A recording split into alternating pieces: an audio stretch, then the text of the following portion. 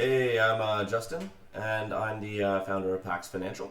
And we make financial systems, we run robots, and we create financial applications. And of course, we're involved in the crypto market.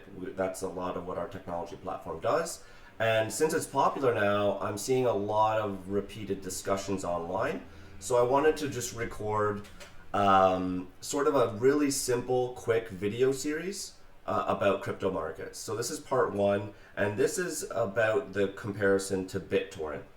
So if you're wondering what the crypto market's all about, and you don't know anything, but you do know what torrenting is, that's a good place to start. So the difference between, say, the crypto market and the regular stock market is the difference between torrenting a movie versus visiting a centralized provider like Netflix or Amazon.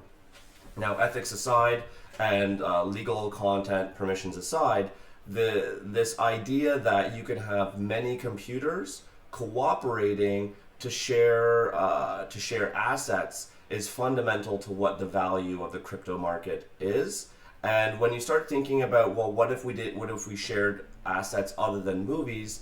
This is where you begin to understand that there's a paradigm shift from centralized power structures to decentralized power structures, right? So you have custodians of decentralized systems like the BitTorrent protocol that publish updates that a cloud of computers use. So there's no central BitTorrent host. There are people that share files and there are people that download files and they talk to each other through a protocol. So really, when thinking about Bitcoin and the various technologies, it's useful to think of, if you're just getting started out in space, it's useful to think of the system as a protocol space, and different companies are custodians of protocols. Now, when you're trying to analyze the value of an asset, what you're asking yourself is, what's the future value of this protocol to society, and what's the likelihood that this currency can leverage the value? The same way you might analyze a business and say,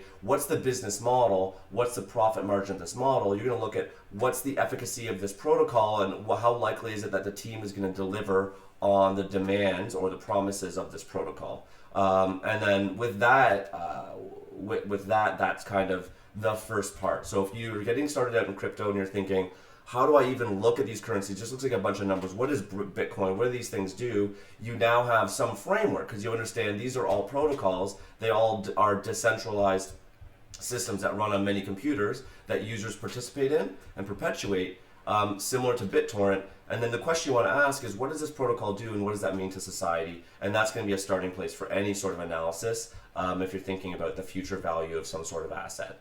In the next videos, I'm going to talk about more concepts. So, jump into the next one. The next one I'm doing is on what is this concept of ledgers and what is this concept of trust. So those are coming up next.